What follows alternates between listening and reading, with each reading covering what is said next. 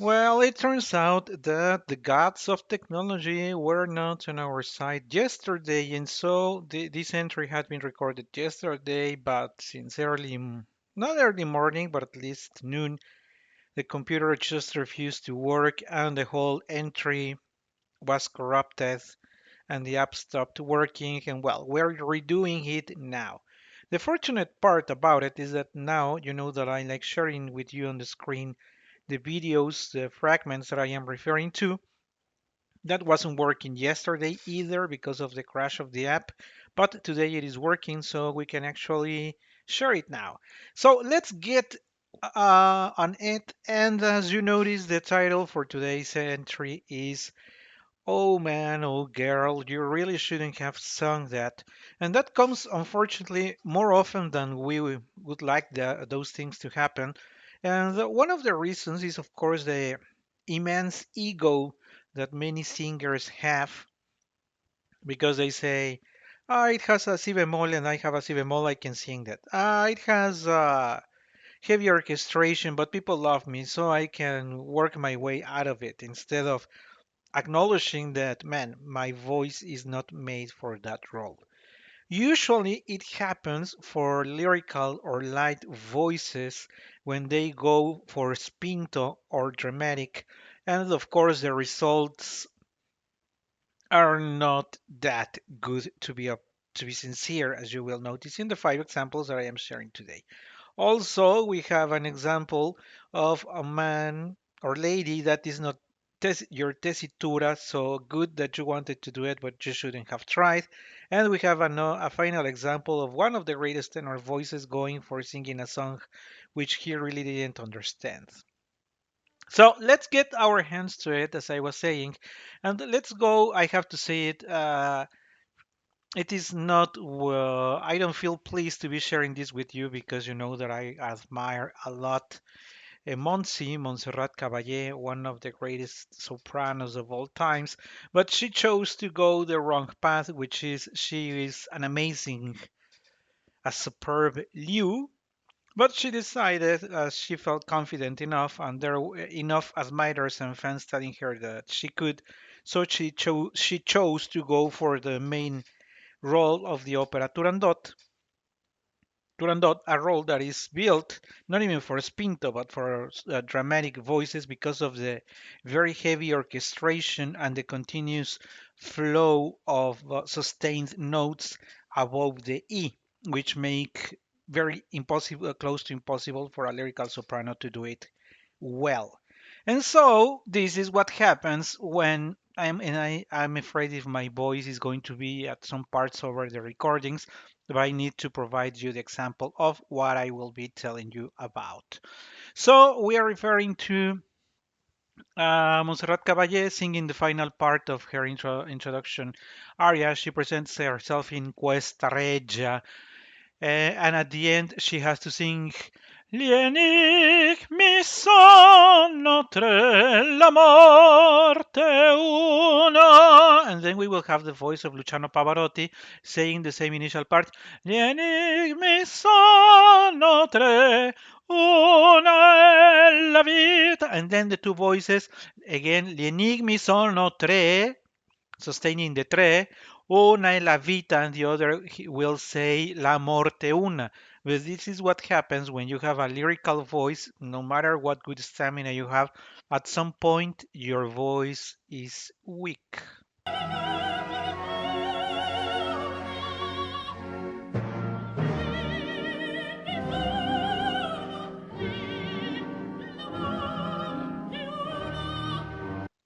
If you notice, Leonil mi sono tre, tre, tre, tre has to be very solid. Leonil mi sono tre, una è la vita. Very solid, continuous low, but we notice that my very much dear Monsi falls in trouble because she knows she can't sustain, so she immediately goes for her high note to try to cover the lack of power of her voice.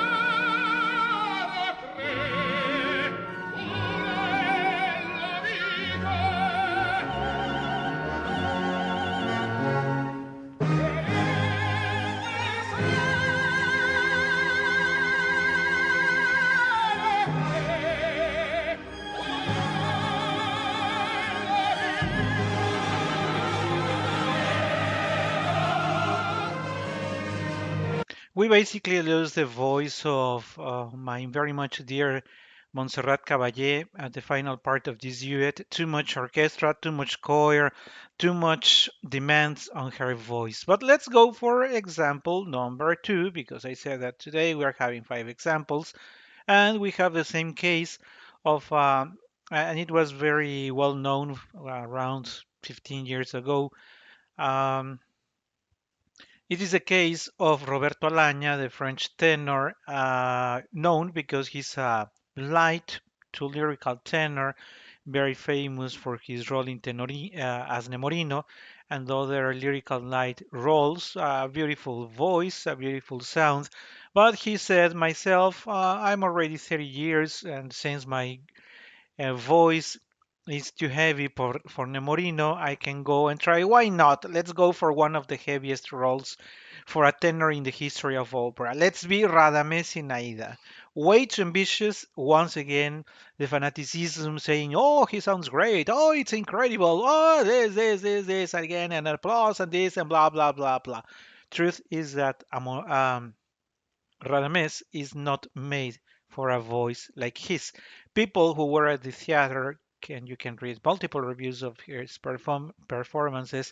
He really fell short more than once. We are going to notice it. And he is standing in this with the duet.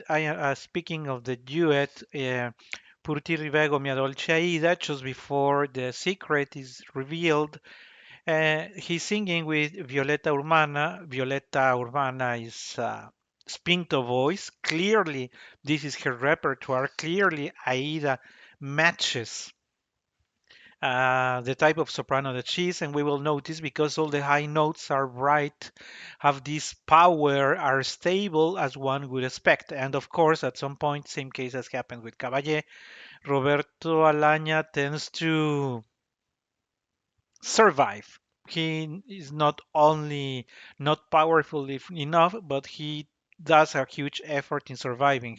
One can also notice that he's making an effort to pretend or to give more body to his voice, but that ends up usually in a disaster, if not on the same performance months or years after. So let's listen.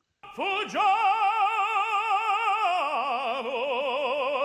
se fuggiam da queste mura, al deserto insieme fuggiamo, qui s'allegna la sventura, la si schiude un ciel d'amore, i deserti interminati, a noi The last Talamo, that is one of the examples where you can notice that a voice is not made for that kind of stress, because the mo has to be one single note, the precise note that he's trying to reach.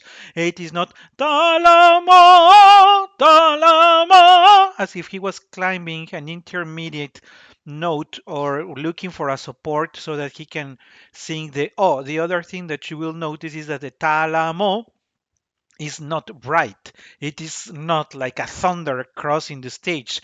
On the other hand, it's talamo, talamo, and it has to be talamo, bright and powerful. And you will notice the same for the following high notes. saranno sono gli astri grideranno e più limpido fulgor. Now notice Violetta Romana's voice. Notice how she reaches the high notes.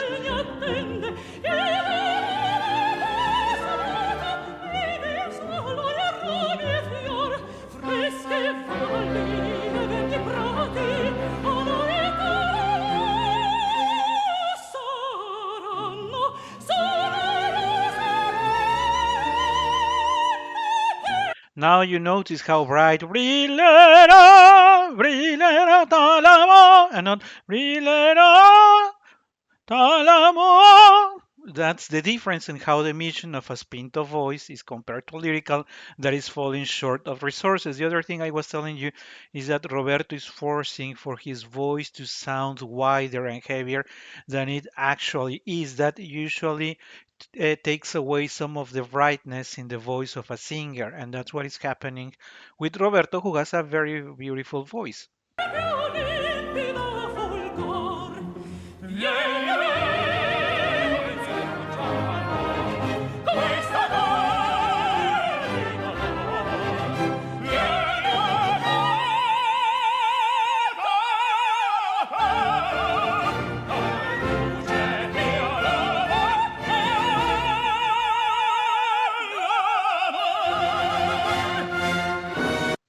That ending feel amor. It's what happens, of course, when you're running out of breath, but when you know that you cannot sustain the note any longer, basically because you've been throwing too much volume and giving too much body to the voice when you don't actually have it. If he was singing a lighter role, I'm pretty sure that even higher and longer notes could be sustained, but of course there is always somebody who gives him an applause and says, "Hey, it's incredible! What a great Radames he was!" When truly that wasn't the case. But now let's go back for another singer that I really admire a lot and that I am also very sorry to need to have included him in this list because we are referring to the Mexican tenor Ramon Arturo Vargas, who reached his peak in the late 90s and early 2000s, once acknowledged as the greatest tenor of the year. So years passed, and again he said, "Well, my voice is growing heavier. Why don't I go for heavier roles?" And he made a very bad decision of going for Il Trovatore, another role. No, do not think only of the Di Quella Pira, which of course is what comes to everybody's mind, but Il Trovatore is in itself a very heavy opera because, again, of the heavier voices of the other singers, the level and the sound of the orchestration, sometimes the choir. And we will notice in this trio because honestly, you can barely hear him. So George Pitten, as well as Joanna Parisi, soprano with a strong spinto, close to dramatic voice, comfortably can sail through this trio, while Ramon can barely be heard. But that's what happens when you listen to your ego and you do not measure your resources correctly.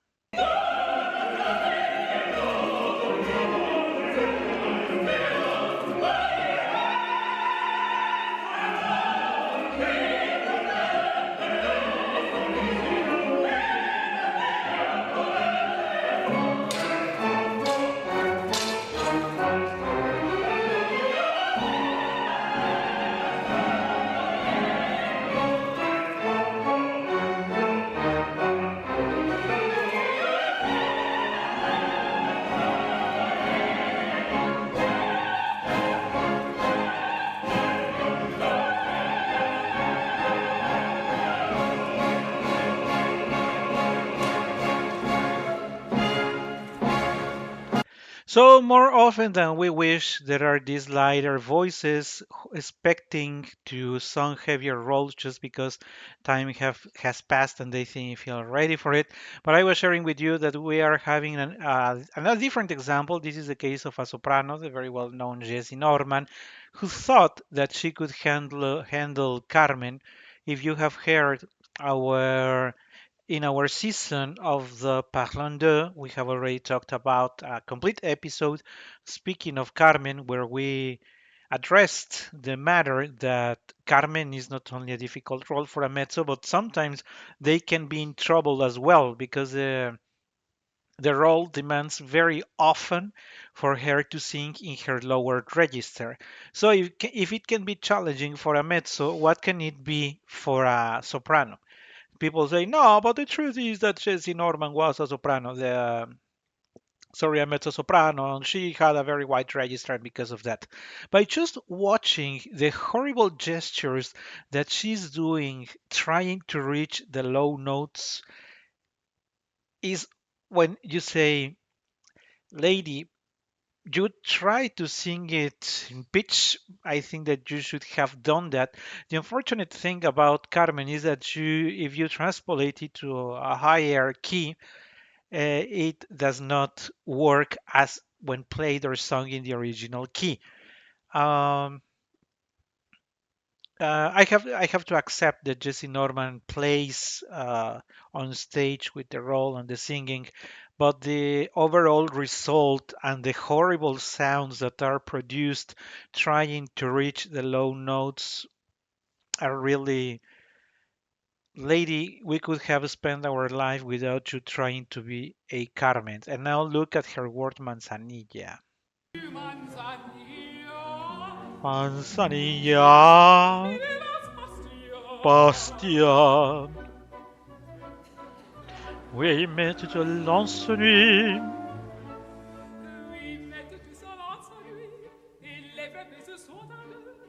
Donc pour tenir et compagnie, je mènerai mon amoureux. Mon amoureux, il est au diable.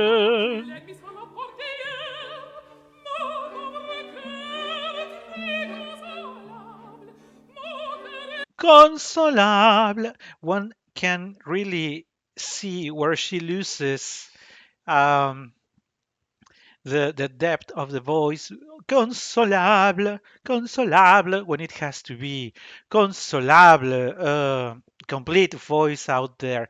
But well, that's what happens when soprano tries to go for a mezzo role. And as in the other cases, again, people saying, oh, she is great, oh, it's incredible, oh, this, oh, that. And truth is that it was not. As a final example, I promise that we were addressing the one of the greatest tenor voices, and we have also addressed in other entries when opera singers basically ruin songs. So thank you for trying to promote some more folklore, traditional music of other countries.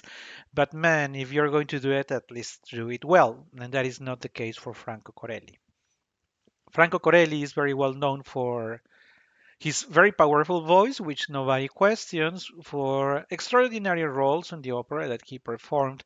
But basically, when people told him sing Granada because Granada is going to be a huge success with you, the least I can think is that he sung it carelessly. He really didn't care about the style. He really didn't work on the words. He really didn't understand on how the whole melody has to be built.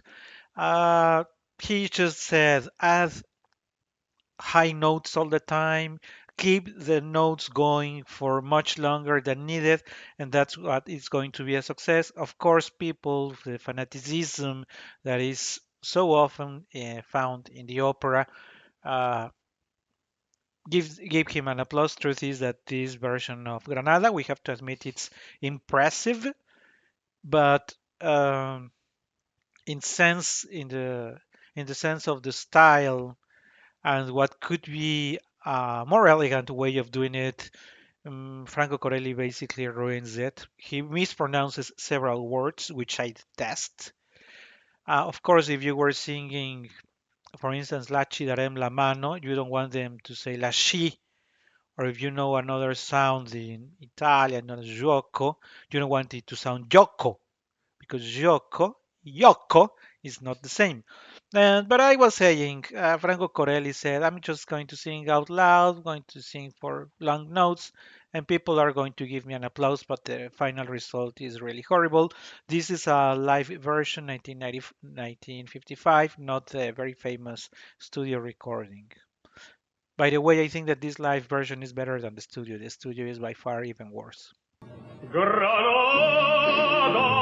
To start with, it is Granada. Granada. It is not Granada. No, Granada. It's Granada. Tierra soñada por mí.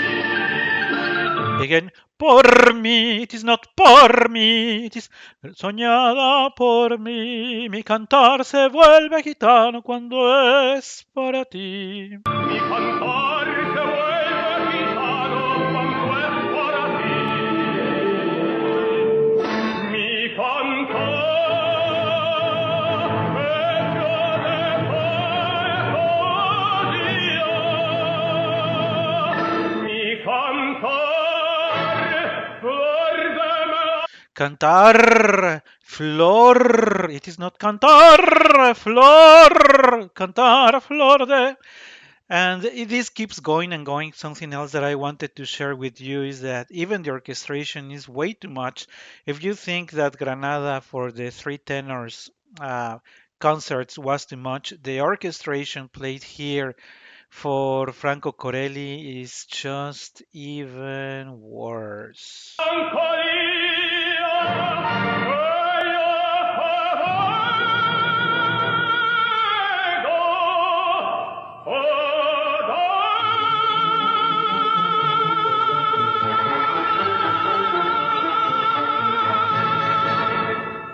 So this is Mario Cavaradossi singing a popular Mexican song. Horrible result at the end. Impressive, yes, but horrible in more artistical terms. And so this was a. I wanted to make it short. I see it was not that short, but these are five examples of things that, man, you really shouldn't have sung that.